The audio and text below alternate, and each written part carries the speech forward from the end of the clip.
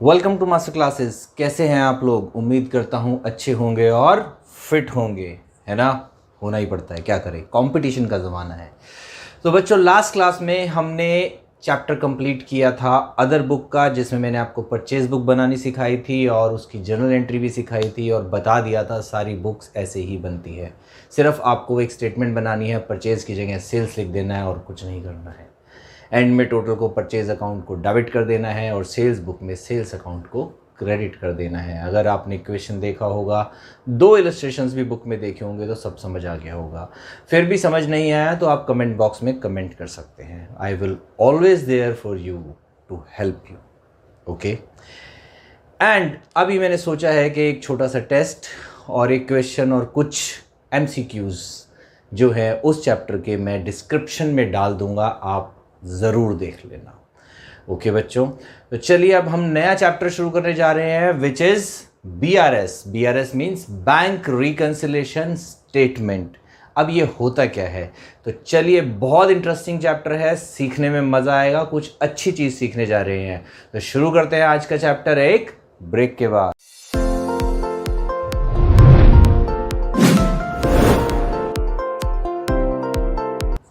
Welcome back. हाँ जी बच्चों, bank reconciliation statement, नाम से ही पता चल रहा है बैंक रिकंसिलेशन स्टेटमेंट एक ऐसी स्टेटमेंट जो बैंक को रिकंसाइल करती है। रिकंसाइल का मतलब क्या होता है बच्चों? रिकंसाइल का मतलब होता है मैच करना, दो चीजों को मैच करना, मिलाना आपस में। देखो, हम लोगों ने कैश बुक सीखा है ना, अच्छे से आता होगा। डबल कॉलम कैश बुक सीखी है, बिल्कुल सीखी है। उसमें दूसरा कॉलम किसका होता है? बैंक का होता है बच्चों, बैंक का होता है ना। वो क्या बताता है कि हमारे बैंक में कितने पैसे आए और कितने पैसे गए। तो आखिरी में वो जो बैलेंस बताता है, बाय बैलेंस कैरी डाउन या टू बैलेंस कैरी डाउन, कुछ भी आ सकता है। वो बैलेंस क्या होता है? वो बैलेंस अमाउंट होता है जो हमारे बैंक में होना चाहिए हमारे हिसाब से। Got it? कि हमारे बैंक में इतने पैसे थे, इतने चेक्स आए, इतने हमने कैश डिपॉजिट कराए, देन इतने पैसे हमने चेक्स काट दिए, इतने हमने कैश निकाल लिया, तो इतने पैसे बचने चाहिए। किसके हिसाब से? हमारे हिसाब से। तो क्या हमारा हिसाब बैंक के हिसाब से मैच हो जाता है हर बार? नहीं होता। हम सोचते हैं कुछ और बैंक करता है कुछ और। तो देयर आर फ्यू थिंग्स जिसकी वजह से हमारे हिसाब से जो हमारे बैंक में पैसे होने चाहिए वो नहीं होते। जब वो नहीं होते तो हम क्या करते हैं बच्चों? हम एक स्टेटमेंट बनाते हैं। ये कोई अकाउंट्स नहीं है, ये कोई रिकॉर्डिंग नहीं है, ये बुक्स ऑफ अकाउंट्स नहीं है बच्चों, ये एक स्टेटमेंट होती है। सीधा सीधा बोलूं तो एक रफ स्टेटमेंट होती है जो बनाई जाती है चेक करने के लिए कि ये जो डिफरेंस आया है, ये डिफरेंस क्यों आया है। बात समझ में आ गई? चलिए शुरू करते हैं। बैंक रिकंसिलेशन स्टेटमेंट क्या होती है? एक रफ स्टेटमेंट होती है। क्या होती है? एक रफ स्टेटमेंट। देखो, मैंने लिख दिया सब कुछ यहां पे आपके लिए, कीवर्ड्स हैं बच्चों, MCQ के पॉइंट ऑफ व्यू से बहुत इंपॉर्टेंट है, मैंने सब लिख दिया, लर्न करते जाओ। कौन बनाता है? Account holder. अकाउंट होल्डर यानी कि हम, जिसका बैंक अकाउंट है। क्यों बनाता है? To reconcile the bank balance. Bank balance को रिकंसाइल करने के लिए बनाता है। कैसे? As per his own books. हमारी बुक कौन सी होती है? Cash book. कौन सी वाली cash book? Double column cash book. उसकी किसकी बात कर रहे हैं? जब भी हम बोलेंगे कैश बुक इस चैप्टर में, जब भी मैं बोलूंगा कैश बुक, उसका मतलब होता है कैश बुक का bank column, not cash column. याद रखना ये बात, कैश कॉलम की बात नहीं कर रहा हूं, कैश बुक के बैंक कॉलम की बात कर रहा हूं। With balance as per bank, और बैंक में जो बैलेंस है उससे हम अपने बैलेंस को मैच करते हैं कि मैच क्यों नहीं हो रहा। अब बैंक के बैलेंसेस हमने तो लिख रखा है सब कुछ, इतने पैसे आए, इतने पैसे गए, ये चेक आया, ये चेक गया, ये चेक काटा, ये चेक डिपॉजिट करा, ये विड्रॉ करा। क्या बैंक लिखता है? हाँ। कहाँ लिखता है? बैंक भी एक बुक बनाता है। क्या बोलते हैं उसको? पासबुक बोलते हैं बच्चों। बात समझ में आ गई? तो जब भी मैं बोलूंगा पासबुक, इसका मतलब मैं बैंक की बुक की बात कर रहा हूं। जब भी मैं बोलूंगा कैश बुक, यानी कि मैं हमारी बुक्स की बात कर रहा हूं, अकाउंट होल्डर की बुक की बात कर रहा हूं, जिसमें उसने अपनी बैंक की ट्रांजैक्शंस को रिकॉर्ड किया है। यानी कि मैं कैश बुक डबल कॉलम की बात कर रहा हूं। बात समझ में आ गई बच्चों? अब ये मैंने बताया कि डिफरेंस आ जाता है तो हम स्टेटमेंट बनाते हैं। स्टेटमेंट क्यों बनाते हैं? वाई दिस BRS, ठीक है, वाई, किसकी बात कर रहा हूं? BRS की। वाई BRS क्यों बनाते हैं? There are few points. क्यों बनाते हैं? देखिए, हम बनाते हैं किस लिए? टू चेक एरर्स, कि जो गलतियां हैं किसे नहीं होती। मान लीजिए आपने किसी को 10,000 रुपये का चेक काटा, क्या एंट्री होनी चाहिए थी? किसी भी पार्टी को XYZ एंट्री होनी चाहिए थी X account debit to bank account. हमने कैश बुक की क्रेडिट साइड में बाय एक्स लिख के बैंक कम कर दिया, पर गलती से एक जीरो कम लगा दिया। 10,000 का कितना लिख दिया? 1,000 लिख दिया। तो बैंक बैलेंस 9,000 रुपये से ज़्यादा दिखेगा, दिखेगा ना। एक एग्जाम्पल लेते हैं, मान लो आपके अकाउंट में 50,000 रुपये थे, आपने किसी को 10,000 का चेक काट दिया, तो बैलेंस कितना होना चाहिए? 40,000। गलती क्या हो गई? 50,000 में से 1,000 एक जीरो हटा दिया बस, यानी कि 1,000 माइनस कर दिया, तो बैंक कितना बैलेंस दिखेगा हमें? 49,000। पर क्या ये गलती बैंक भी करेगा? नहीं, बैंक तो सही करेगा, बैंक थोड़ी ना गलती करता है। बैंक ने 10,000 कम कर दिए, तो पासबुक के हिसाब से कितने पैसे दिख रहे होंगे? 40,000। और हमारे हिसाब से कितने होने चाहिए? 49,000। दिमाग खराब हो जाएगा ना, यार बैंक में 49 होने चाहिए थे, 40 कैसे दिख रहे हैं? क्या करेंगे? फटाफट मिलाएंगे। फिर जब मिलाते हैं तो हमें पता चलता है कि हमने एक गलती कर दी, फिर हम उसको सुधार लेते हैं। बात समझ में आई बच्चों? ये फायदा होता है BRS बनाने का। दूसरा, अनड्यू डिलेज। अब ये डिले किस चीज में होता है? देखो, कई बारी क्या होता है, एंट्री जो होती है जिस तारीख पे होती है कैश बुक में, और जिस तारीख पे होती है पासबुक में, वो डिफरेंट हो जाती है। कैसे हो जाती है? देखो, हमने कैश बुक में सीखा है कि जिस दिन चेक आता है उसी दिन एंट्री कर देते हैं। अब वैसे तो हम चेक इन हैंड अकाउंट करके करते हैं, पर बहुत सारे लोग सोचते हैं यहाँ चल जमा करा देंगे कल ही, इसको लिख दे आज ही। या मान लो सुबह सुबह चेक आ गया, तो आपको क्या लगता है कि चल यार अभी जमा कराया आऊँगा और मैं इसको आज एंट्री कर देता हूँ सीधा बैंक कॉलम में, cheque in hand account debit नहीं करते। और गलती से वो क्या होता है, जमा नहीं करवा पाता, 1 दिन 2 दिन डिले हो गया। ओके, सेकंड थिंग, मान लो आज आपने एंट्री कर दी और आज आप बैंक में जमा भी कराया है, तो ऐसे थोड़ी ना होता है कि चेक डिपॉजिट करते ही बैंक में पैसे आ जाते हैं। It will take 3 days to clear the cheque, वो भी अगर आपने सुबह 12 बजे से पहले जमा करा दिया है तो, क्लियरिंग निकलने से पहले। अगर ये बात ना पता हो तो अपने फादर से पूछना, उनको पक्का पता होगा। जो भी बैंक के चेक्स काटता है और डिपॉजिट कराता है उनको सबको पता होगी ये बात, ठीक है। आप लोग बैंक शायद नहीं गए होंगे, नहीं पता होगी, बट फिर भी मैं बता दूं कि बैंक का एक प्रोसेस होता है। क्या प्रोसेस होता है? मान लीजिए कि एग्जांपल देता हूं आप लोगों को कि आपने मुझे चेक दिया कि लो सर आपने बहुत अच्छा पढ़ाया, हमारी तरफ से एक चेक छोटा सा, थैंक यू, मैं ले लूंगा। आती हुई लक्ष्मी को कभी ना नहीं बोलते। एंट्री क्या कर दूंगा? Bank account debit to students. मान लो आपने मुझे चेक दिया 28 ऑफ कौन सा महीना गया? अगस्त को, राइट। अब मैंने क्या करा, 28 अगस्त को बैंक में चेक जमा करा दिया, तो क्या मेरे अकाउंट में पैसे आ जाएंगे? आपके अकाउंट से कट जाएंगे? नहीं बच्चों, ऐसा नहीं होता। क्या होगा? मैं आपको बताता हूं। होगा ये कि बैंक का जो चेक है वो जाएगा क्लियरिंग हाउस में, यहां से, यानी कि इनके जो भी बैंक है। फॉर एग्जाम्पल, चलो एक एग्जाम्पल लेते हैं। आपका ICICI बैंक में अकाउंट है, मेरा HDFC बैंक में अकाउंट है। मैंने चेक कहाँ जमा कराया होगा? अपने बैंक में, HDFC में करा दिया। अब क्या होगा, HDFC से चेक निकलेगा, जाएगा क्लियरिंग हाउस में HDFC के। ओके, वो क्लियरिंग हाउस सबके, ये समझ लो एक जगह पे होते हैं। समझ लो एक ऐसी जगह होती है जहाँ पे सारे बैंक वाले अपने अपने चेक्स लेके आ जाते हैं, फिर वो छाटते हैं, ले भाई ये तेरे बैंक से चेक आया, ले भाई ये तेरे बैंक से चेक आया, ऐसे समझ लो आप, ठीक है। जहाँ पे क्लियरिंग होती है चेक्स की। नेक्स्ट डे वो चेक आएगा आपकी ब्रांच में, गॉट इट। फिर आपके अकाउंट से पैसे कट जाएंगे। सेकेंड डे हो गया, क्या मेरे अकाउंट में पैसे आ जाएंगे? नहीं आएंगे, क्योंकि अभी आपके बैंक को पता है कि उसने चेक क्लियर कर दिया, अभी तक इंटीमेशन मेरे बैंक के पास नहीं आई। क्या सिस्टम बना हुआ है? सिस्टम ऐसा बना हुआ है कि नेक्स्ट डे फिर हम सारे वहीं पे जाके इकट्ठे होंगे। रोज जाते हैं क्योंकि रोज का सिस्टम होता है चेक क्लीन करने के लिए। अगर मान लो आपके अकाउंट में पैसे नहीं है, या चेक पे कोई कटिंग है, या साइन मिसमैच हो गया है, या मैंने कुछ गलत लिख दिया है चेक पे, तो वो चेक क्लियर नहीं होगा।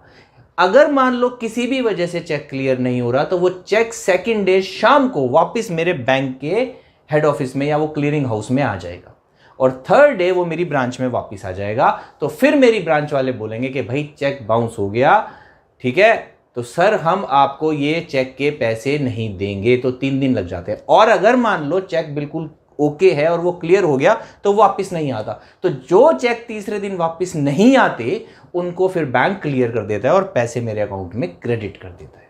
सिस्टम समझ में आया बच्चों? ये सिस्टम होता है चेक का। तो अब मैंने अपना चेक जमा कराया 28 तारीख को, मैंने तो अपनी कैश बुक में 28 तारीख को एंट्री कर दी, ओके। 3 दिन लगते हैं, 28, 29, 30, जिसमें से 2 दिन आ गए सैटरडे और संडे, बैंक बंद था, क्लियरिंग हाउस भी बंद था, सब कुछ बंद था, ओके। तो चेक कब क्लियर होगा? चेक क्लियर होगा जाके 1 तारीख को। 1 तारीख हो गया, अगला महीना हो गया ना। तो अब मेरे हिसाब से तो बैंक में पैसे होने चाहिए। क्या बैंक के हिसाब से बैंक में पैसे होंगे? नहीं होंगे, क्योंकि बैंक ने तो क्रेडिट ही नहीं डाला। बैंक तो कहेगा भाई रुक जा, तेरा चेक क्लियर नहीं हुआ इस महीने में। समझ में आ गई बात? तो ये डिले आ जाते हैं, तो हमें पता चल जाता है कि जो बैलेंस मिसमैच है वो इस वजह से है। Then एम्बिजलमेंट check. एम्बिजलमेंट क्या होता है? घपला। मैंने आपको पहले ही बताया था। कब बताया था? जब जर्नल एंट्रीज कर रहे थे कि लॉस, थेफ्ट, ऐसी चीज़ें होती है। क्या पता आपका अकाउंटेंट कुछ गड़बड़ कर रहा हो, तो आपको पता चल जाता है जब आप मैच करते हो। अगर आप मैच नहीं करोगे तो आपको जल्दी से पता भी नहीं चलेगा कि कैश में कुछ गड़बड़ हो रही है। मान लो कि आपने अपने अकाउंटेंट को कोई अथॉरिटी दे रखी है कि भाई तू कैश निकाल सकता है बैंक से जाके, वाउचर पैड है उसके पास, स्टैंप है उसके पास आपके ऑफिस की, आपने कुछ वाउचर साइन कर दिए कि इमरजेंसी में जाके तू पैसे निकाल रही क्या पता वो पैसे ज़्यादा निकाल रहा हो सकता है आपने डिपॉजिट करने के लिए और उसमें से थोड़े से निकाल के उसने बाकी डिपॉजिट करा दिए हो। आपको कैसे पता चलेगा? जब तक आप उसको वेरीफाई नहीं करोगे तब तक आपको पता नहीं चलेगा। Then accuracy. तीसरा ये एक्यूरेसी पता चल जाती है कि भाई हमारी जो बुक्स बनी हुई है वो एक्यूरेट है या एक्यूरेट नहीं है। ओके बच्चों, अब आ जाओ। वैसे तो मैंने काफ़ी सारे पॉइंट कवर कर दिए, बट फिर भी आ जाते हैं कि डिफरेंसेस क्यों आते हैं। हमें स्टेटमेंट बनानी पड़ती है। क्यों बनाते हैं? इन सब चीज़ों के लिए बनाते हैं क्योंकि डिफरेंसेस आ जाते हैं। डिफरेंस क्यों आते हैं बच्चों? बनाने का फ़ायदा ये होता है कि ये सब हम चेक कर लेते हैं। और डिफरेंस क्यों आते हैं? Why these differences? क्यों कैश बुक और पासबुक का बैलेंस मैच नहीं होता? पहला, टाइमिंग ऑफ रिकॉर्डिंग। ये मैं आपको अच्छे से बता चुका हूं। ये जो पॉइंट मैंने अभी क्लियरिंग हाउस वाला बताया था, दोनों ही केसेस में हो सकता है, जब आपने डिपॉजिट कराया और जब आपने इशू कराया। इशू का एग्जांपल भी चलो आप ले लो। फॉर एग्जांपल, आपने मुझे चेक इशू कर दिया, आप तो सेम डे एंट्री कर दोगे, या आपने किसी भी पार्टी को चेक दिया, राम श्याम, सीता, गीता, किसी को भी दे दिया, तो आप क्या एंट्री कर दोगे? फॉर एग्जांपल, आपने राम को चेक दे दिया, Ram debit to bank account, और अपने बैंक अकाउंट में हमने एंट्री कर दी, बाय राम करके बैंक बैलेंस कम कर दिया। राम जी ने चेक डाला जेब में, घर गए, शर्ट टांग दी। अगले दिन घूमने का प्रोग्राम बन गया, राम जी 4 दिन के लिए बाहर चले गए। 4 दिन बाद वापस आए तो देखा वो ये चेक था। फिर वो चेक डालेंगे, फिर वो 3 दिन में क्लियर होगा। अगर इन केस मंथ चेंज हो गया 7 दिनों के अंदर अंदर, यानी कि मान लीजिए वो लास्ट वीक की बात थी मंथ के, सेम ऐसे 28 तारीख को, तो नेक्स्ट मंथ, तो आप जब अगस्त की बीआरएस बनाओगे तो आपके हिसाब से पैसे कम होंगे, पर बैंक के हिसाब से पैसे ज्यादा होंगे। क्यों? क्योंकि चेक तो लगा ही नहीं ना बैंक में आके, राम जी ने चेक तो डाला ही नहीं। चेक डालेंगे तो आपके बैंक से पैसे कम होंगे ना। तो this is the reason, timing of recording, कि हम कब रिकॉर्ड कर रहे हैं और बैंक पासबुक में उसकी एंट्री कब कर रहा है। जब इस टाइमिंग में डिफरेंस आ जाता है तो बीआरएस में भी डिफरेंस आ जाता है। Transactions recorded by bank. अब ये क्या होता है बच्चों? चलो थोड़ा सा इसको क्लियर करते हैं और यहां पे कुछ आइटम्स लिखते हैं।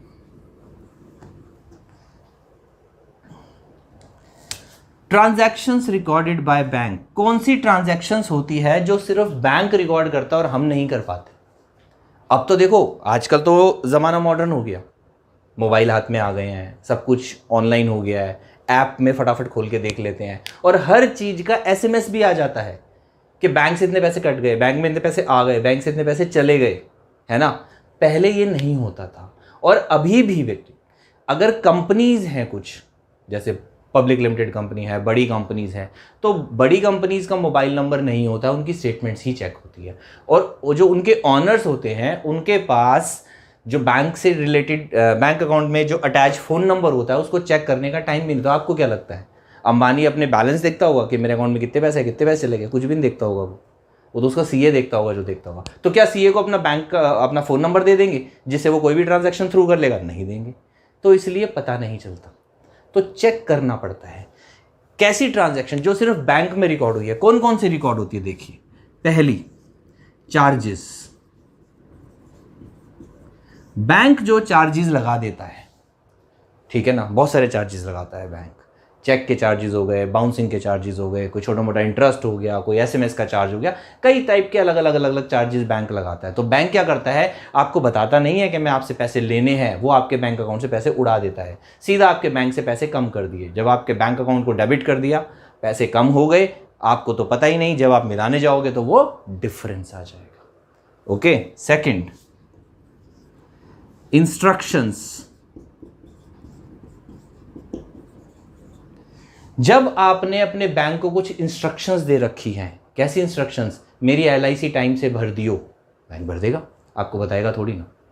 मान लो आपकी एलआईसी जाती है, हर महीने जाती है, या आपकी कार की ईएमआई जाती है फॉर एग्जांपल, वो हर महीने आपके अकाउंट से ऑटोमेटिकली कट जाती है। सिर्फ आपके फ़ोन पे मैसेज आता है कि आपकी ईएमआई कट गई, आपका अकाउंट डेबिट हो गया। पहले फ़ोन नहीं होते थे, चैप्टर बहुत पुराना है, जब इंटरनेट नहीं था तब से है।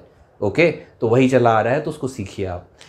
तो कुछ इंस्ट्रक्शंस हमने बैंक को दे रखी होती है कि ये पैसे दे दिया कर, हमसे बिना पूछे।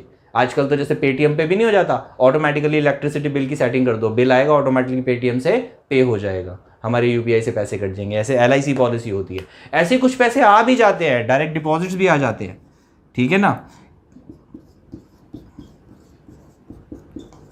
कौन से डिपॉजिट आ जाते हैं? अगर मान लो आपने कुछ शेयर्स ले रखे हैं, कुछ इन्वेस्टमेंट कर रखी है, तो डायरेक्ट पैसे कहाँ आ जाएंगे? बैंक में आ जाएंगे। तो क्या वो लिखते फिरोगे? एक और एग्जांपल देता हूं इसका, डिपॉजिट्स का, छोटे छोटे डिपॉजिट का। अगर आप अपना कार्ड यूज करके पेट्रोल पंप से पेट्रोल डलवा रहे हैं, तो उस पर भी छोटा सा कैशबैक आता है। पेटीएम से करो तो पेटीएम से आता है, बैंक से करो तो बैंक से आता है, बैंक से आता है आई थिंक। तो अगर आप यूपीआई के थ्रू पे कर रहे हैं और बैंक के कार्ड से पे कर रहे हैं, तो उसी वक्त वो कैशबैक आपके अकाउंट में आ जाएगा। किसको याद रहता है? अगर 500 रुपये का तेल डलवाया तो शायद समवेयर अराउंड 3-3.5 रुपये कुछ आ जाते हैं, वापस ऐसे आते हैं। तो वो पैसे किसको लिखने याद रहते हैं? पर वो छोटे छोटे अमाउंट हो जाते हैं, जिसकी वजह से मिसमैच हो जाता है। तो इनकी वजह से मिसमैच हो जाता है। Got it? ऐसे ही डिपॉजिट्स हो गए। Then interest. अगर मान लो कोई इंटरेस्ट है जो आपका आना है, या कोई इंटरेस्ट है जो चार्ज होना है, ओवरड्राफ्ट है, नेगेटिव बैलेंस है, बैंक ने चार्ज कर लिया, ऐसे केसेस में आ जाता है। डिपॉजिट में एक और डिपॉजिट होता है, डिपॉजिट बाय कस्टमर। आपका कोई कस्टमर है जिसने आपको पैसे देने थे, उसने डायरेक्ट आपके अकाउंट में पैसे जमा करा दिए। आजकल पैसे तो कहीं से भी जमा हो जाते हैं। अगर आपकी अकाउंट की डिटेल किसी के भी पास है, तो वो कहीं से भी ऑल ओवर इंडिया उस बैंक की ब्रांच में जाके उस अकाउंट में सर्टेन अमाउंट जमा करा सकता है। तो वो जब डिपॉजिट होते हैं तो आपके अकाउंट में आ जाते हैं। आपके अकाउंट में आ गए, बैंक ने क्रेडिट कर दिया आपके अकाउंट को, आपका बैंक बैलेंस बढ़ गया। सपने थोड़ी ना आ रहे हैं। अगर मान लो वो कस्टमर आपको बताना भूल गया, या उसने बताया था और आप कैश बुक में एंट्री करना भूल गए, तो जब मंथ एंड में मिलाएंगे तो वो मिसमैच आएगा। वो दूसरी बात है कि आपको याद आ जाएगा कि हाँ यार वो वाले पैसे आए थे, तो हम वो लिख लेंगे। तो हमारा मेन पर्पस क्या है? हमारा मेन पर्पस सिर्फ यही है बच्चों, कि हम चेक करें कि हमारे बैंक में जितने पैसे होने चाहिए हमारे हिसाब से उतने हैं कि नहीं है, और अगर नहीं है तो वो क्यों नहीं है, हमें पता होना चाहिए। उन रीजंस को जब हम लिखते हैं एक पेपर पे, उसे ही स्टेटमेंट को बोलते हैं बैंक रिकंसिलिएशन स्टेटमेंट। और तीसरा तो आपको पता ही है, एरर्स। एरर्स क्या होते हैं? एरर्स तो एरर्स होते हैं, गलतियां किसी से भी हो जाती है। मैंने पीछे भी बताई थी आपको, हमसे भी हो जाती है, कभी कभी बैंक से भी हो जाती है। ऐसा नहीं है बैंक से नहीं होती, वहाँ पे भी इंसान ही काम कर रहे हैं। कभी कभी ध्यान इधर उधर हो जाता है तो उनसे भी गलती हो जाती है। तो जब मिस्टेक्स हो जाती हैं तो वो बैलेंस मिसमैच हो जाता है। Got it? तो उम्मीद करता हूं यहां तक का सेशन आपको समझ में आ गया होगा। आप इसका स्क्रीनशॉट ले लें, क्योंकि सारे पॉइंट्स अच्छे से लर्न करने हैं आपको। एमसीक्यूज यहीं से बनेंगे। जो मैंने बताया है क्लास को सुनना है, और जो मैंने बताया उसमें से भी अगर आपको अपनी नोटबुक में कुछ लिखना है तो प्लीज़ लिख लेना, क्योंकि बहुत सारी बातें हम लिख देते हैं और बहुत सारी बातें हम बता देते हैं। टीचर्स की आदत होती है, बोलते बोलते कुछ भी बोल जाते हैं, तो काम की बातें भी निकलती है। बच्चों लिखा करो अच्छे से, क्योंकि लिखा हुआ हमेशा रहता है, सुना हुआ तो भूल जाएंगे, याद थोड़ी ना रहता है। पूरा किसको याद रहता है? आप 3 घंटे की मूवी देख के आओ, क्या 3 घंटे तक मुझे सुना सकते हो? 10 मिनट में स्टोरी खत्म कर दोगे। बट लिखोगे तो सब पता होगा, हाँ ये था, हाँ ये था यहाँ। Got it? तो लिखा करो। लिखने की आदत हमेशा अच्छी होती है। तो बच्चों आप इसका स्क्रीनशॉट ले लो, मैं इसको क्लियर करने जा रहा हूं। इसके बाद हम सीखेंगे कि स्टेटमेंट कैसी बनाई जाती है और सेकंड क्लास में इसकी हम करेंगे क्वेश्चन आंसर्स। अभी मैं सिर्फ आपको फॉर्मेट सिखाऊंगा। ओके बच्चों, तो चलिए मिलते हैं एक छोटे से ब्रेक के बाद फॉर्मेट के साथ। टिल देन स्क्रीनशॉट ले लो अच्छे से। Welcome back. हाँ जी बच्चों, फॉर्मेट मैंने बना लिया है, कुछ रीजंस भी मैंने लिख दिए हैं, सिर्फ अब आपको क्या करना है, इनको समझना है। देखिए बच्चों, पहली बात, बैंक रिकंसिलिएशन स्टेटमेंट जब हम बनाते हैं तो बेटा ये दो तरीके से बनती है। तरीका मीन्स दो पॉइंट ऑफ व्यू। कैसे पॉइंट ऑफ व्यू? देखिए, एक है हमारी कैश बुक और एक है हमारी पासबुक, और इनके बैलेंसेस जो हैं वो मैच नहीं हो रहे। तो मैच कराने का क्या तरीका है? मान लो जी इसके बैलेंस और इसके बैलेंस मैच नहीं हो रहे। अब मैच कैसे होंगे बच्चों? दो तरीके हैं। एक, हम कैश बुक के बैलेंस को उठाएं और इसमें प्लस माइनस करते करते करते उसको कहां ले आए? पासबुक के बैलेंस पे ले आए, एक तरीका। दूसरा तरीका क्या है कि हम पासबुक के बैलेंस को उठाएं और जो भी कमियां हैं, गलतियां हैं, या जो भी रीजंस हैं उसको यहां पे प्लस माइनस करते रहें और आखिरी में इससे मैच करा दें। तो हमेशा जब भी बैंक रिकंसिलिएशन स्टेटमेंट शुरू होगी, हमें एक बैलेंस को चूज करना है कि इससे इसको मिलाएं या इससे इसको मिलाएं। हमें सिर्फ मिलाने से मतलब है बच्चों। Got it? अब कैसे चूज करोगे? तो कैसे चूज आप नहीं करोगे, चूज करवाएगा आपका क्वेश्चन। क्वेश्चन में आपको जो बैलेंस दिया हुआ है, अगर बैलेंस कैश बुक का दिया है तो पासबुक का मिलाना पड़ेगा, और पासबुक का दे रखा है तो हम इसको लेके शुरू होंगे और उसको कैश बुक से मिलाएंगे। यानी कि एक आपको गिवन होगा और दूसरा आपके क्वेश्चन का आंसर होगा। बात समझ में आ गई? यानी कि जब इसको सॉल्व करोगे तो आखिरी में जो बैलेंस बचेगा वो आपके क्वेश्चन का आंसर होगा, and that is balance as per the other book. इसको लेंगे तो ये निकलेगा, इसको लेंगे तो ये निकलेगा। Got it? कैसे? आइए देखते हैं। सबसे पहले हमने क्या लिया है? कैश बुक का बैलेंस लिया है, balance as per cash book. अच्छा, अब इसमें भी दो होते हैं, कैश बुक के बैलेंस भी दो होते हैं और पासबुक के भी दो होते हैं। दो कैसे बच्चों? मैंने आपको क्या बताया था कि कैश का बैलेंस हमेशा डेबिट होता है क्योंकि कैश नेगेटिव नहीं हो सकता, बट बैंक हो सकता है ओवरड्राफ्ट। याद करो, मैंने कैश बुक में कराया था, नहीं कराया तो डबल कॉलम कैश बुक वाली क्लास देखो, आपको पता चल जाएगा। ओके, तो जब डेबिट बैलेंस होता है तो क्रेडिट बैलेंस भी हो सकता है, यानी कि बैंक ने हमें ओडी लिमिट दे रखी है जिसको बोलते हैं ओवरड्राफ्ट लिमिट, तो क्रेडिट बैलेंस हो जाएगा। तो अगर डेबिट बैलेंस है तो हम यहाँ पे लिखेंगे और क्रेडिट बैलेंस है तो हम यहाँ पे लिखेंगे। मैं लिख भी देता हूँ, ये डेबिट का बैलेंस है और ये क्रेडिट का बैलेंस है। ओके बच्चों, यानी कि अगर कैश बुक का डेबिट बैलेंस है तो प्लस में लिख देंगे और क्रेडिट बैलेंस है तो माइनस में लिख देंगे। Same for passbook. ओके बच्चों, अब इसको चेक करना है। चलो हम किस पॉइंट ऑफ व्यू से करेंगे? कैश बुक को ठीक कर रहे हैं। कैश बुक को ठीक कर रहे हैं का मतलब क्या है? कैश बुक में एंट्रीज को ठीक नहीं कर रहे हैं, इस पेपर पे कैश बुक के बैलेंस को ठीक करना है कि कैश में अमेंडमेंट्स कर दो। बात समझ में आ गई? मान लो वो कह रहा है गमी आ गई, किस वजह से नहीं मिला? Check issued but not presented for payment. वही जो मैंने आपको समझाया था कि आपने राम जी को चेक दे दिया 2000 रुपए का, फॉर एग्जाम्पल। ओके, चलो एग्जाम्पल से ही लेते हैं तो बैलेंस लिख ही लेते हैं, आपको पता चल जाएगा सब कुछ। इसको हम एक क्वेश्चन की फॉर्म में ही कर लेते हैं। ओके बच्चों, चलो मान लीजिए कि आपका bank account as per your cash book, आपके हिसाब से आपके बैंक में 20,000 रुपये होने चाहिए, पर आपका बैंक बता रहा है कुछ और ही। अब वो क्यों बता रहा है देखते हैं। क्या हुआ कि आपने 2000 रुपये का चेक भगवान राम को दे दिया था। ओके, राम जी को दे दिया था।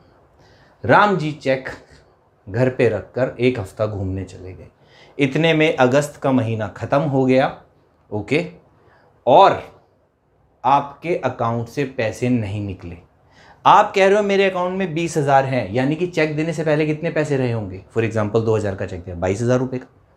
Got it? आपके अकाउंट में 22,000 थे, आपने 2 का चेक काटा, आपने अपनी कैश बुक में एंट्री कर दी, कैश बुक ने बैलेंस दिखा दिया 20,000।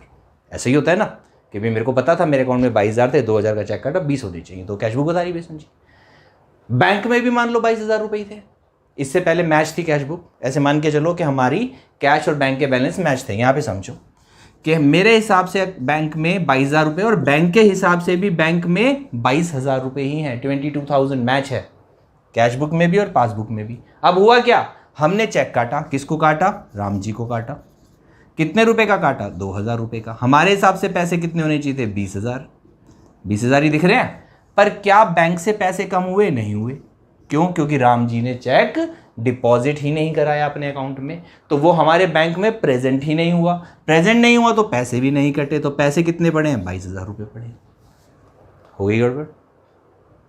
मैं कह रहा हूँ 20,000 होने चाहिए, बैंक कह रहा है नहीं भाई 22,000 रुपये पड़े। तो अब क्या करेंगे, हम भी ठीक कर लेते हैं। किसको ठीक कर रहे हैं, कैश बुक को। क्या करेंगे, बैंक की मान लेते हैं। ले भाई, प्लस में कर दिए 2,000 रुपये, मैच हो गई हमारी बैंक और बैंक की कैश बुक। किससे, पासबुक से। बैंक की पासबुक से हमारी कैश बुक मैच हो गई कि बैंक ने बोला भी वो 2,000 का चेक लगा नहीं है, मैच कर लिया हमने। ठीक है, समझ में आया कैसे लिखते हैं। अगला आ जाओ, cheque deposit but not yet cleared. हमने चेक जमा कराया था, अब उल्टा ले लेते हैं, पर क्लियर नहीं हुआ। फिर से समझो,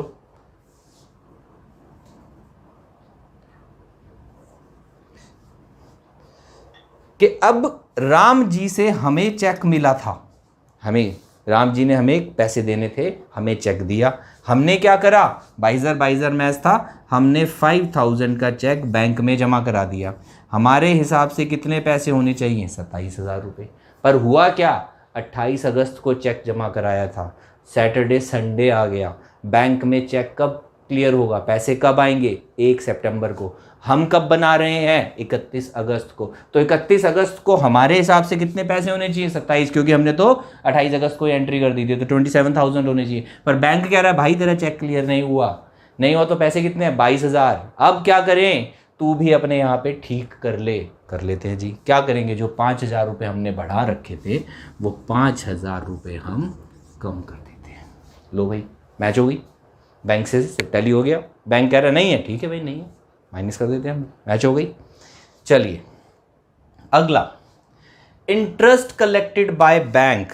बैंक ने कोई हमारी इन्वेस्टमेंट होगी, कोई शेयर्स में, किसी डिबेंचर्स में, किसी सिक्योरिटीज़ में हमने पैसे लगा रखे हैं, किसी कंपनी के शेयर्स खरीद रखे हैं, डिबेंचर्स खरीद रखे हैं। ये शेयर्स डिबेंचर्स बच्चों शायद आपको ना समझ में आए। शेयर्स तो पता होगा, स्कैम 92 सबने देखा होगा, मुझे पता है अच्छे से, किसी ने भी नहीं छोड़ा होगा तुम में से, तो शेयर्स तो पता होगा। बट शेयर्स पे डिविडेंड आता है। इंटरेस्ट किस पे आता है, इंटरेस्ट आता है इन्वेस्टमेंट पे, डिबेंचर्स पे। तो आप इसको इंटरेस्ट समझ लो या डिविडेंड समझ लो, कुछ भी समझ लो, आता कहाँ है वो बैंक में आता है। हम ऑटोमेटिकली, हमारा बैंक अटैच हो जाता है हमारी सिक्योरिटीज़ के साथ, ठीक है ना। आपने वो सुना होगा, क्या बोलते हैं, डीमेट अकाउंट खुलता है। आजकल तो यूट्यूब पे ऐड भी बहुत आती है, एक्सपर्ट ऑप्शन, ये ऑप्शन, बैंक में मैंने शेयर्स में पैसे लगाए, इतने कमा लिए, आती है ना यूट्यूब पे, सेम वही। तो क्या होता है, वो पैसे हमारे अकाउंट में आ जाते हैं इंटरेस्ट के नाम के, डिविडेंड के नाम के। तो बैंक क्या करता है, पैसे बढ़ा देता है। फिर से समझ लो,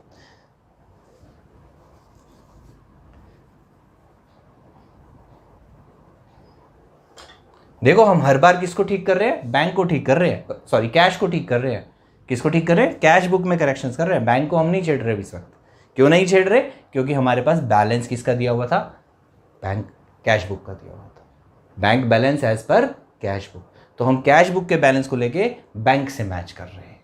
गॉट इट। तो आखिरी में हमें पता चल जाएगा कि हमारे अकाउंट में कितने पैसे हैं एज पर बैंक। हमारे हिसाब से तो 20,000 रुपये हैं।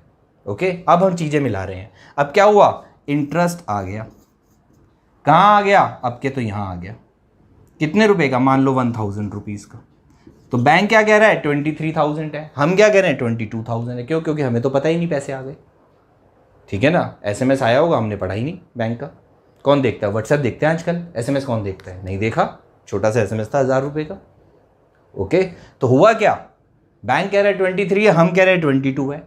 तो अब क्या करेंगे, बैंक की बात मान लेंगे, मान लेते हैं भाई इंटरेस्ट कलेक्टेड बाय बैंक। लो जी, हाँ जी मान लिया, आपने हमारे अकाउंट में 1,000 रुपये बढ़ा दिया, हमने भी बढ़ा दिया, हो गई एंट्री, मैच हो गया बैंक से। अगला देखो बच्चों, bank charges not recorded in cash book. अब बैंक ने पैसे काट लिए, कितने काट लिए, 500 रुपये के चार्जेस काट लिए। तो कितने पैसे रह गए हमारे अकाउंट में, 21,500। हम क्या कह रहे हैं, 22,000 होने चाहिए, बैंक कह रहे हैं नहीं 21,500 है। क्यों, चार्जेस काट लिए मैंने तेरे। अच्छा जी, काट लिए, कोई बात नहीं, बैंक से लड़ तो नहीं सकते हैं, हम भी काट देते हैं। लो जी, आप कहते हो तो हम यहाँ भी लिख देते हैं 500 रुपये। हो गई मैच, आगे आ जाओ। Premium of LIC paid by bank, हमारा कोई इंश्योरेंस प्रीमियम जाता है जो हमने बैंक को बोल रखा था कि ड्यू डेट पे अपने आप भर दिया कर। LIC को भी इंस्ट्रक्शन दे रखी थी, LIC से वो आया चेक लगने, ठीक है ना, जो आजकल दे देते हैं, ई-चेक्स दे देते हैं ना, ECS जिसको बोलते हैं, जैसे EMI कटती है कार्स की, ऐसे इंश्योरेंस के पैसे भी कट जाते हैं। तो LIC से ECS आया, बैंक ने उसको क्लियर कर दिया, पैसे कट गए। हमारे हिसाब से कितने पैसे हैं? 22,000 रुपये। बैंक कह रहा है भाई 5,000 रुपये की तेरी इंश्योरेंस भर दी मैंने। ओके भाई, भर दी। तो बैंक क्या कह रहा है? 17,000 रुपये है तेरे, 17,000। हम कह रहे हैं 22 है। क्यों है? बैंक कह रहा है तुम्हारी LIC भर दी 5,000 की। ओके जी, हम भी भर देते हैं। लो, हमने कम कर दिया। ओके, नेक्स्ट देखो, डायरेक्ट डिपॉजिट बाय कस्टमर। अब क्या हुआ? बैंक, हमारा कोई कस्टमर है, उसने हमारे बैंक में डायरेक्ट पैसे जमा करा दिए। कितने जमा करा दिए? मान लो 5,000 ही करा दिए। कितने पैसे हो गए हमारे अकाउंट में? 27। हमें नहीं पता, या उसने बताया था तो हमने कैश बुक में एंट्री नहीं करी। तो हमें क्या पता चल रहा है? हमारी कैश बुक के हिसाब से हमारे पास कितने पैसे हैं? 22,000। बैंक क्या कह रहा है? भाई 27,000 है। क्यों है? तेरे कस्टमर ने जमा करा दिए। ओके, करा दिए, हम भी मान लेते हैं करा दिए। लो जी, अब एंट्री कर देते हैं। तो बच्चों, इस तरीके से आपको इस चैप्टर में ये स्टेटमेंट बनानी है। उम्मीद करता हूं समझ आई। क्या क्वेश्चन खत्म हो गया? नहीं हुआ। क्यों नहीं हुआ? क्योंकि अभी बैलेंस निकलेगा। किसका बैलेंस निकलेगा? बैलेंस एज पर पासबुक, कि बैंक में अब कितने पैसे हैं। ये तो हमने बैंक के हिसाब से प्लस माइनस कर दिया। अब फाइनल आंसर निकलेगा बैलेंस एज पर पासबुक।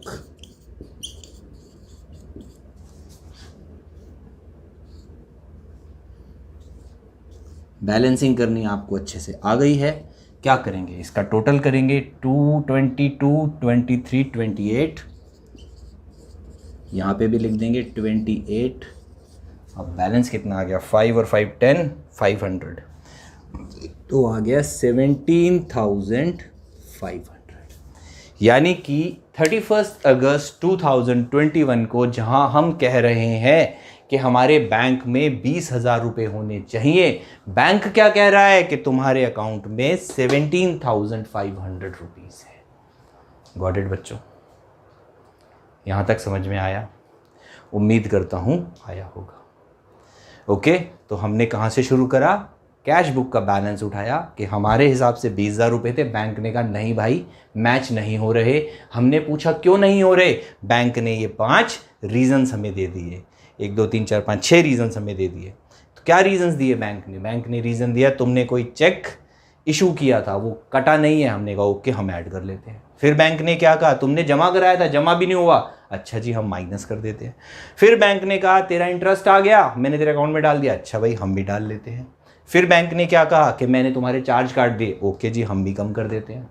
फिर बैंक ने कहा कि तेरा प्रीमियम भर दिया। ओके, हमें याद आया हाँ भरना था, हमने भी अपने पैसे कम कर दिए। फिर बैंक ने क्या कहा आखिरी में कि तेरे किसी कस्टमर ने तेरे अकाउंट में पैसे डाल दिए। हमने बैंक को क्या कहा? ओके ओके कहते जाओ बस, और जो जो बैंक कह रहा है चुपचाप मानते जाओ। हमने भी प्लस कर लिए।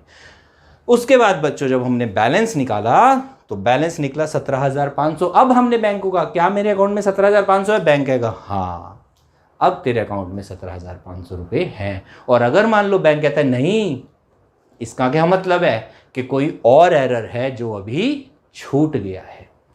ओके बच्चों, जो मैच करना पड़ेगा। बाकी फिलहाल ऐसा होता नहीं है, आप जब क्वेश्चंस करेंगे तो ये मैच हो जाएगा। ओके, तो उम्मीद करता हूं आज का सेशन आपको अच्छे से समझ आया होगा। आपको पता चल गया होगा कि बैंक क्या होता है, कैश बुक क्या होती है, पासबुक क्या होती है, स्टेटमेंट क्या होती है, गलतियां क्यों होती है, उसमें मिसमैच क्यों होता है और उसको मैच कैसे कराते हैं। ओके, अगली क्लास में कुछ क्वेश्चंस और करेंगे। 4 क्वेश्चंस आपको बच्चों करके दिखाऊंगा हर बैलेंस के हिसाब से। Balance as per cash book, then balance as per passbook, then credit balance as per cash book and credit balance as per passbook. और उसके बाद मैं आपको एक फॉर्मेट दूंगा जिसमें आप उस फॉर्मेट को अगर लर्न कर लेंगे, उन एंट्रीज को कि ये वाली प्लस होती है और ये वाली इस केस में माइनस होती है, तो अगर आपको कभी किसी पॉइंट पे कंफ्यूजन हो जाए कि यार ये प्लस में आएगी कि माइनस में आएगी, तो उस फॉर्मेट को देख लेना, आपको आंसर आपका मिल जाएगा। गॉट इट बच्चों? तो वो मैं आपको सिखा दूंगा, लेकिन उससे पहले करेंगे हम 4 क्वेश्चंस। तो चलिए आज की क्लास को यहीं ख़त्म करते हैं। उम्मीद करता हूँ आज का सेशन आपको समझ आया होगा, अच्छा लगा होगा, नॉलेज बढ़ी होगी। नॉलेज का बढ़ना बच्चों बहुत ज़रूरी है। ओके, तो अगर आपको समझ आया और आपकी नॉलेज बढ़ी तो वीडियो को लाइक कर देना, सब्सक्राइब तो मैं उम्मीद करता हूँ कर ही लिया होगा, और अपने फ्रेंड्स के साथ शेयर भी कर देना, so that they will also get the benefit of this class.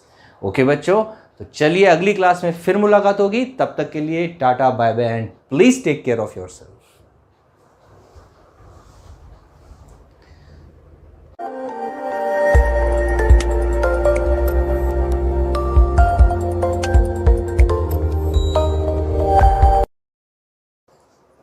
Welcome to master classes. कैसे हैं आप लोग? उम्मीद करता हूं अच्छे होंगे, फिट होंगे और पढ़ रहे होंगे।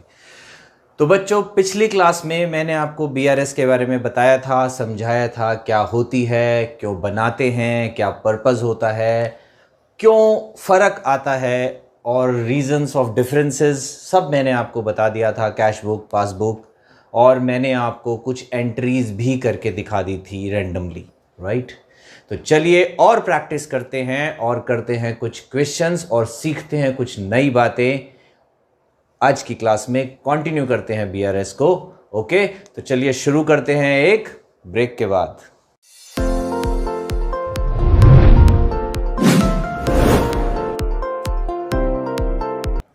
Welcome back. आ जाओ बच्चों, देखो तुम्हारा टाइम बचाने के लिए, क्लास लंबी ना हो, मैंने क्वेश्चन पहले से ही लिख लिया है, राइट?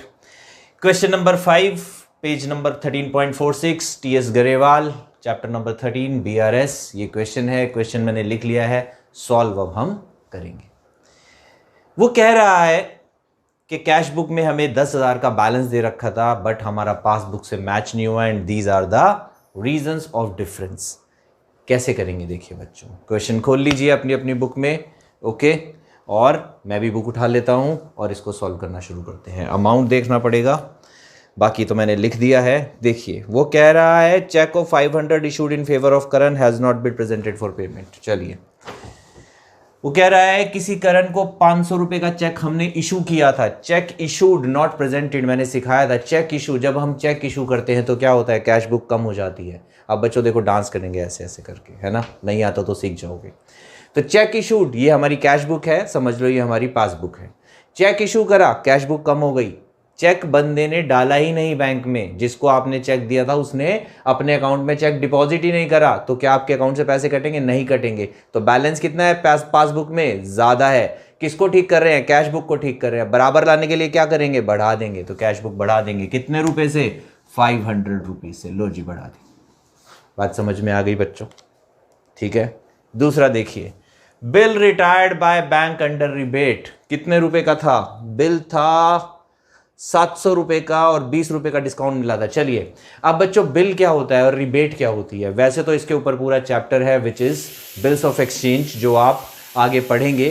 फिर भी थोड़ा सा बता देता हूं, पहले भी मैंने बताया हुआ है, थोड़ा और बता देता हूं कि एक बिल प्रॉमिसरी नोट होता है। जब हम क्रेडिट सेल करते हैं, उधार में किसी को सामान देते हैं और हमें लगता है कि भाई पता नहीं पैसे आएंगे, या श्योरिटी पर्पस से समझ लीजिए, हम वैसे तो चेक ले लेते हैं आगे की डेट का, लेकिन बिल भी एक चीज़ होती है। एक प्रॉमिसरी नोट होता है जो कि गवर्नमेंट से अप्रूव्ड होता है। अगर हम उस पर लिखवा लें कि आप इतने टाइम के बाद, नॉर्मली 3 महीने का होता है, तो 3 महीने के बाद, एक का भी हो सकता है, 2 का भी हो सकता है, नॉर्मली 3 महीने का होता है, ज़्यादा का भी हो सकता है, as per the their mutual understanding between the buyer and the seller. तो उसको हम उससे लिखवा लेते हैं कि 3 महीने बाद या what ever the time is, उसके बाद आप मुझे, या जो भी ये बिल लेकर आपके पास आएगा, उसको आप इतने रुपए दे देंगे। राइट बच्चों? ओके।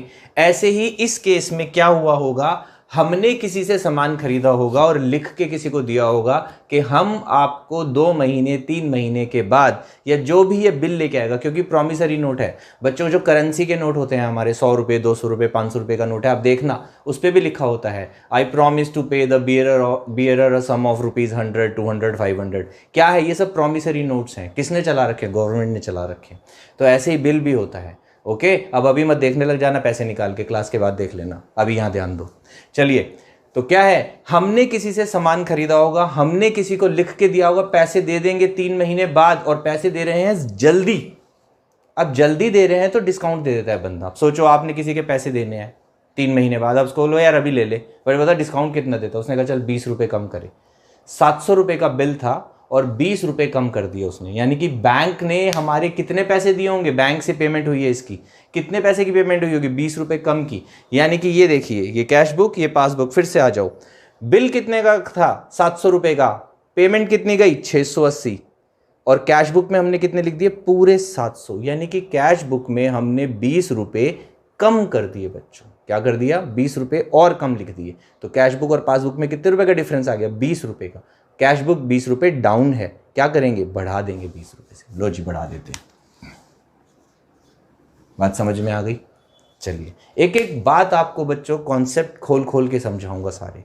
अगर आप ध्यान से मेरी क्लासेस देखोगे तो कॉन्सेप्ट में कभी मार नहीं खाओगे। चलिए अगला देखते हैं।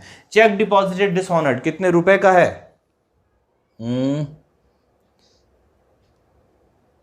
295 रुपीज का। 295 रुपीज का बच्चों हमने एक चेक डिपॉजिट किया था। हमारे को किसी ने चेक दिया होगा, दे देते हैं सब, पेमेंट के बदले चेक ले लोगे, हाँ जी ले लिया। क्या करा, बैंक में जमा करा दिया, क्या हुआ, चेक बाउंस हो गया। अब क्या हुआ, जब हमने चेक जमा कराया होगा तो हमने कैश बुक में एंट्री कर दी होगी, bank account debit, cash account, हमने कैश बुक बढ़ा दी, हुआ क्या, चेक बाउंस हो गया, पासबुक बढ़ी ही नहीं। तो अब क्या होगा, बराबर करने के लिए कैश बुक को डाउन करना पड़ेगा। चलिए जी, यानी कि माइनस में 295 rupees. Got it. Check deposited in bank wrongly entered in the passbook, sorry cash deposited in bank, हमने बैंक में 800 रुपए जमा करे।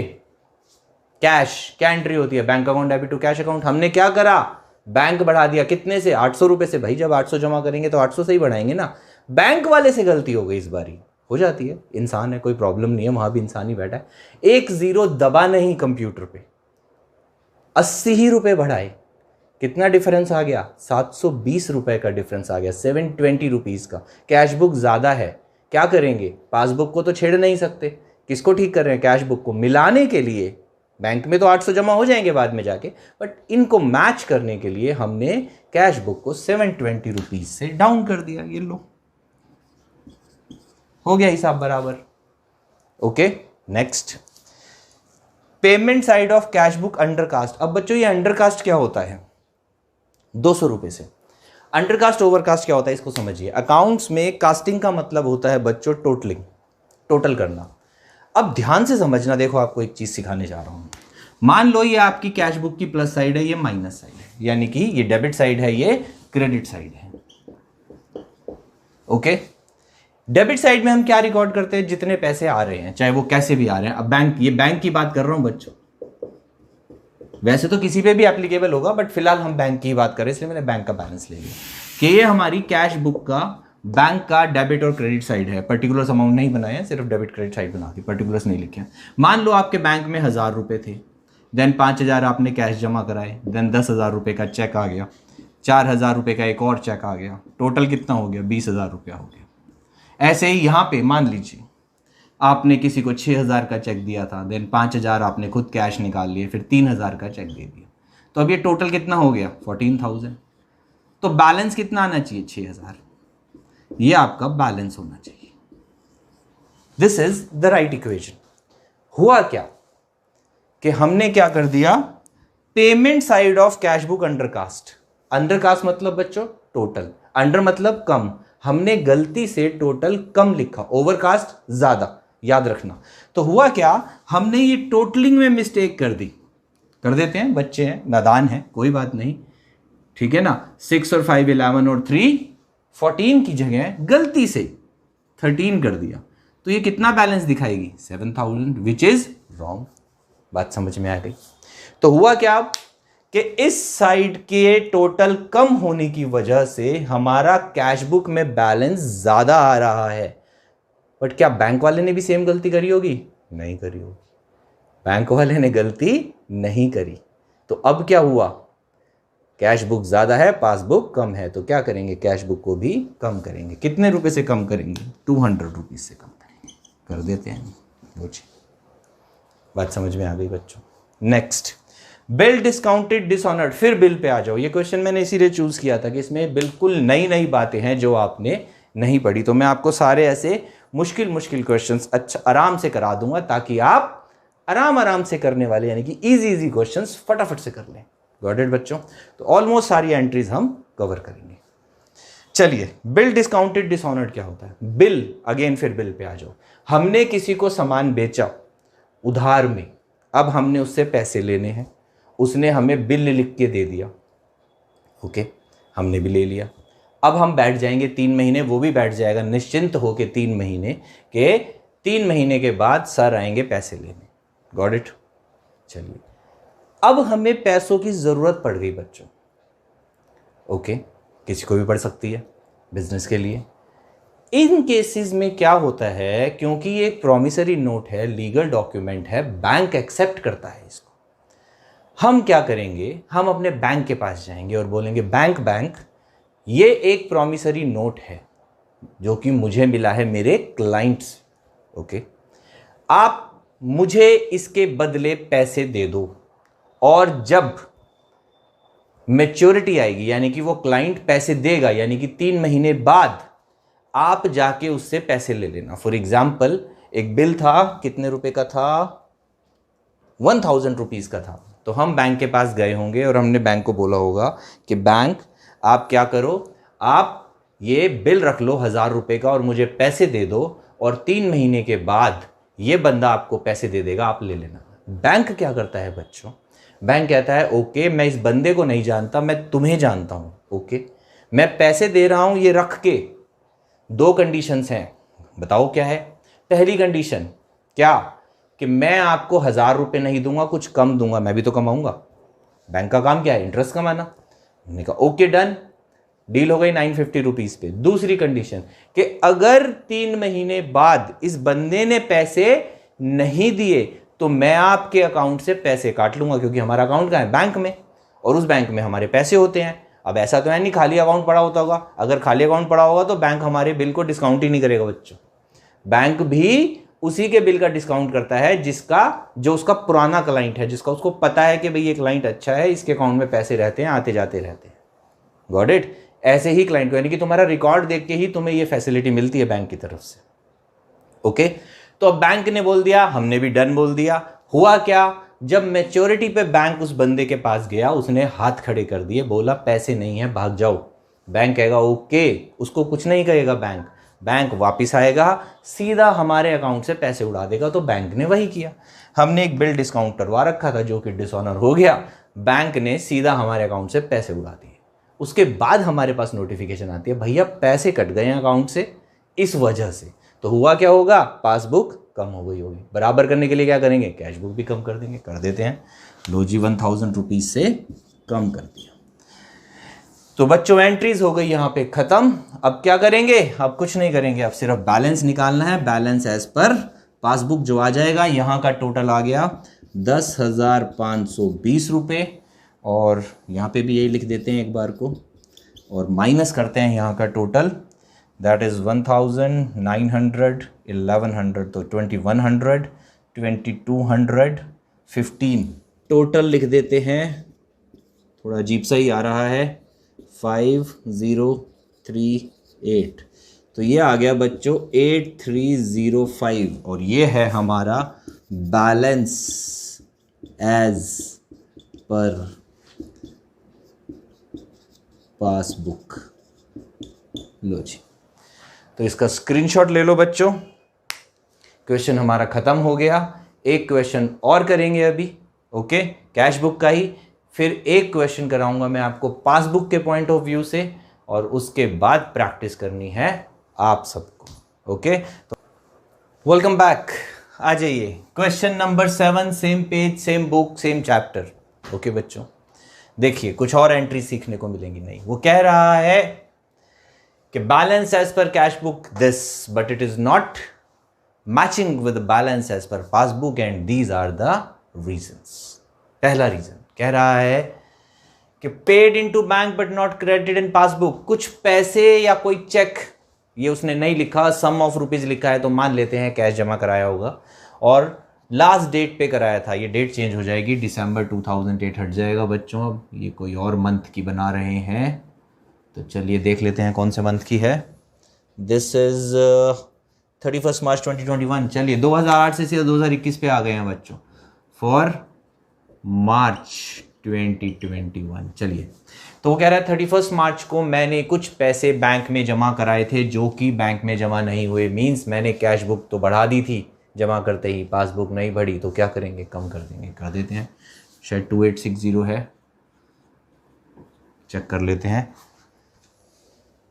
हाँ इतना ही है बच्चों। अगर कभी कोई मिस्टेक हो जाए ऐसी, तो दो बातें हो सकती है, एक मेरे से गलती हो गई हो सकती है देखने में लिखने में, और कभी कभी मैं जानबूझ के गलती कर देता हूँ ये देखने के लिए कि क्या आप लोगों का ध्यान है, क्या आप मेरी गलती पकड़ पाते हो। अगर पकड़ पाते हो तो समझ जाओ कि आप अच्छे से सीख रहे हो, खुश हो जाना। अगर नहीं पकड़ पाते हो बच्चों तो ये गलत बात है, इट मीन्स आपकी कॉन्सेंट्रेशन नहीं है। So please concentrate. ओके, चलिए सेकंड वो कह रहा है 70 रुपीज़ के कोई बैंक चार्जेस थे जो हमने कैश बुक में नहीं लिखे। मैंने आपको बताया था बैंक हमेशा क्या करता है, बैंक पहले करता है बाद में बताता है।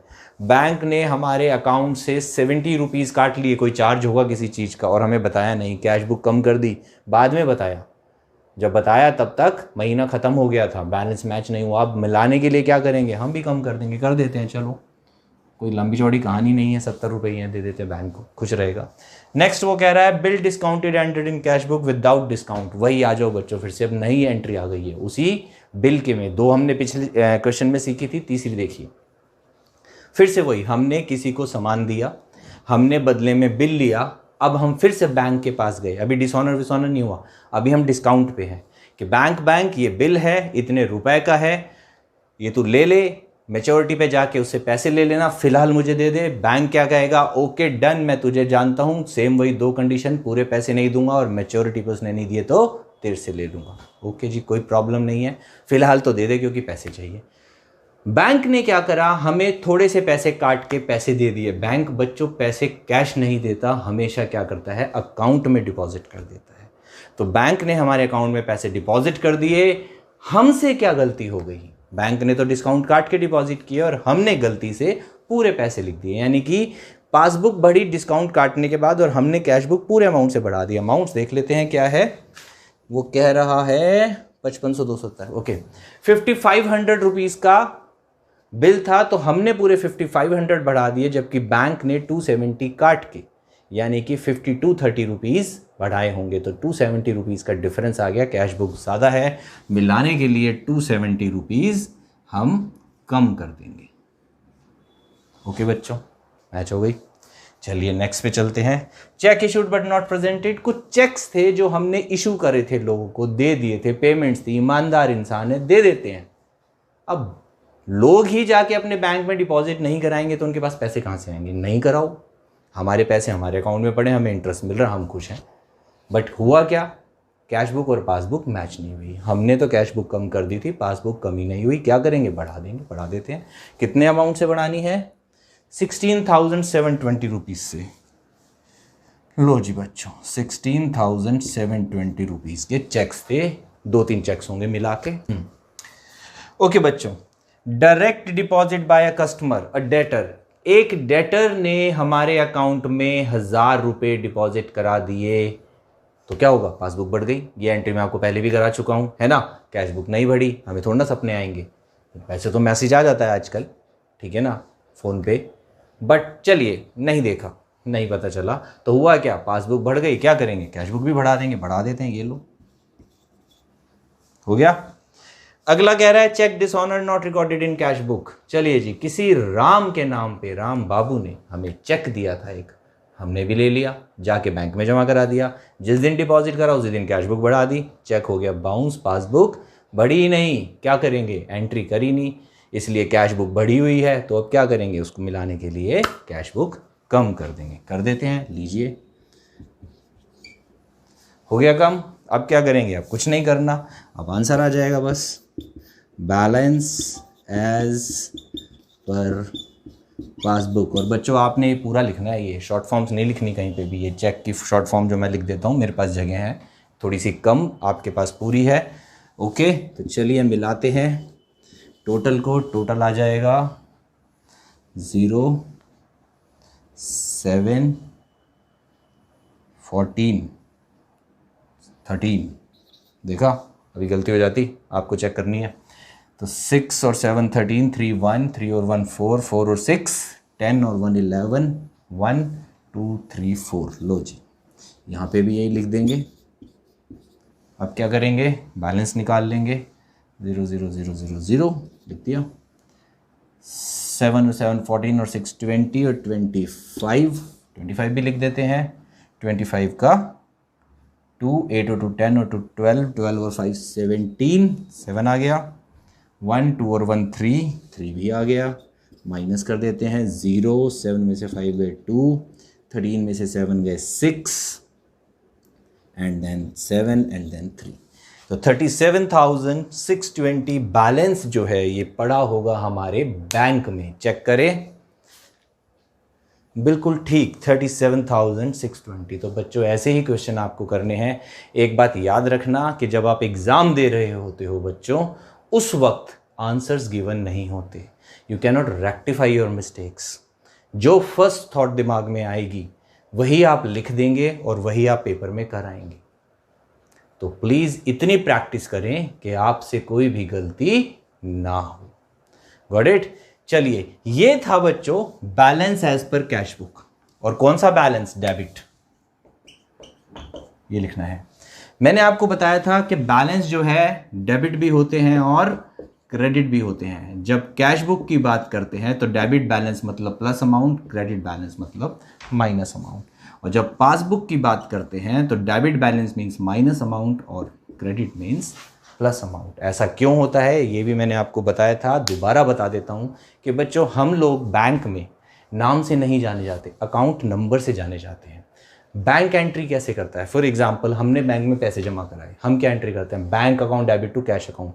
It's not bank account number this debit to cash account. बैंक क्या एंट्री करता है? क्योंकि उसके पास तो पैसे आ रहे हैं।